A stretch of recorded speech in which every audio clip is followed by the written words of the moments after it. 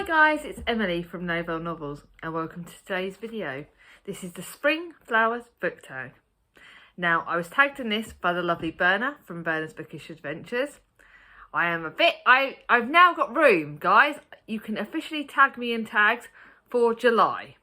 Yes, July. This is going up at the end of May, but I'm starting my July planning now. So you can tag me if you want to, and I'll do the ones I think are going to be right. I'm still mixing them all up. But this one I wanted to do. Now, as it's coming up right at the end of spring, the people I tag, you don't have to do it. If you want to do it, you can. Or you can adapt it to a bit of a summer. But please don't feel that you have to do it. I just want to mention some channels and just give it a go. Can't do a tag video without tagging people. That feels a bit strange for me. But let's get on with it. Spring is my favourite season because the sun is starting to come out. Although it's been weather at the moment. The day that I'm filming this is the 19th of May. I'm quite advanced for my filming. And all we've had is rain. But normally spring is brilliant. It's sunny. The flowers come out. Life begins to awaken. Spring is also the season when it's my birthday, Mia and Thomas's birthday, my mum's. So it's a really great fun season for me. I love seeing the flowers. The day of filming, my daughter got flowers for her birthday from her boyfriend. And hint, hint, Chris, if you see this, pardon me, I would love some flowers because I love them and they make me smile. So, enough rambling, let's get on with the prompts. I will link Berna's video down below with the prompts because you know me, I don't tend to write them prompts in because I'm a bit of a floopy head. Sorry. But check out Berna's video for the prompts if you want to do this tag. So let's get on with it. First one is tulips represent perfect, deep love. Which book series do you love that you'll keep going back to read? You guys know the answer to this one. If I don't blooming say it, one of these days I'll do a tag video where I don't mention it. Curse the Dark and Lonely series. I've read it probably the most out of all the book series.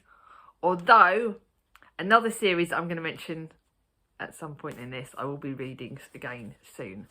Because there's quite a few series I love, but I think this is the one, discounting the series that we don't talk about, is the one that I read the most. Now all the other books are different books from, I'm going to use some different books I don't use in standard tag videos, okay? So the next one, number 2, is Crocus represents hope. Which book fills you with hope? This is a book that I've read recently. And it is The Patchwork Family by Kathy Bramley. This book filled me with hope. It filled me with hope because it talks about intergenerations. It talks about how the love of children and our older relatives. It talks about family being not just the family of blood. It fills you with hope because you talk about the fact that you can change your life as you get older. And I think, to me, this book brings up hope. I also think it's a perfect book to put in this video because it's full of spring, it's got the sunshine, it's got the trees, it's just beautiful. So this is the one I'm going to say, it fills me with hope. Next one, Daffodil, represents rebirth and new beginning. Which character is given a new beginning? Well, I think so many of the characters, especially with our contemporary books, are given new beginnings. That's the whole point of it. To me, I think it's important to look at books that are going to give you that new beginnings. And at the end, it's sort of sunshine. But I thought I would do a book by one of my favourite authors, Page 2. And this is Hannah in The Minute I Saw You. Now, if you guys remember, I got this book last year. And it's probably my favourite of all Page 2's books. And the character in this that's given a new beginning, I think both the lead characters, but the female one, Hannah, she's certainly given a new beginning. Because at the start of this, she works in opticians, obviously, like me. And she doesn't do long-term relationships. She doesn't do getting hurt. She doesn't fall in love because she's frightened so much of getting hurt. But then she meets this guy, Sonny, and he captures her heart. And he really commits. And I think their relationship in this is so beautiful. And the new start she gets at the end of this is just amazing. And I hope I see her in the next book or in other ones of Page 2's books. I know she interlinks them. So I'd love to know more about what happens with her. So yeah, Hannah in that's going to be my answer for this. Next one is Hyacinth, which represents peace, commitment, beauty, happiness and love. Which book gives you all these representations? Now, I really struggled with this prompt because so many books signify, obviously, love, happiness and beauty, but commitment and peace as well. To have all of those things in one book is quite hard. So, yet again, I've gone with another contemporary, but this is an older book, and this is a book that I really loved last year. I read it last year, and that's the Rosie Hopkins Sweet Shop of Dreams. The peace in this is the location. It's a beautiful village, sweets, which I love. The commitment is the way Rosie commits to looking after her aunt in this, great aunt in this. She's committed to that, and she's committed to the sweet shop. So I'm sort of moving my books for the next prompts. So that's shown through in this. Happiness is the happiness she finds when she's making this shop up. And love, the love she finds with her lead character, who I will not give away. And the love she finds with the family and that she meets in this village. So I think this book sort of shines up everything. I don't keep many contemporary books because obviously a lot of them I don't want to reread.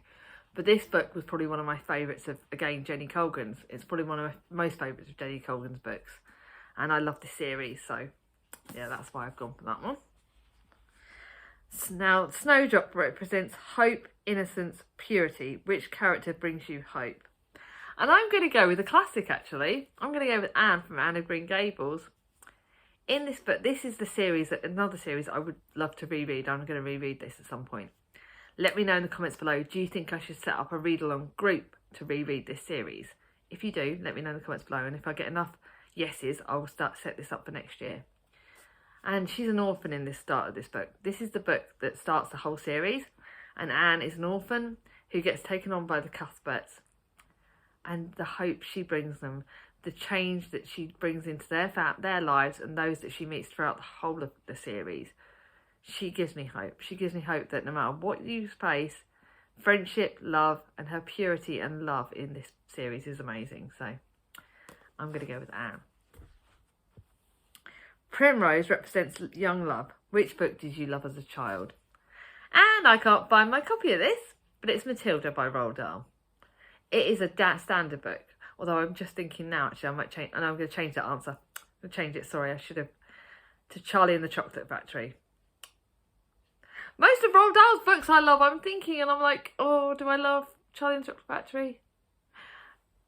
Change it again.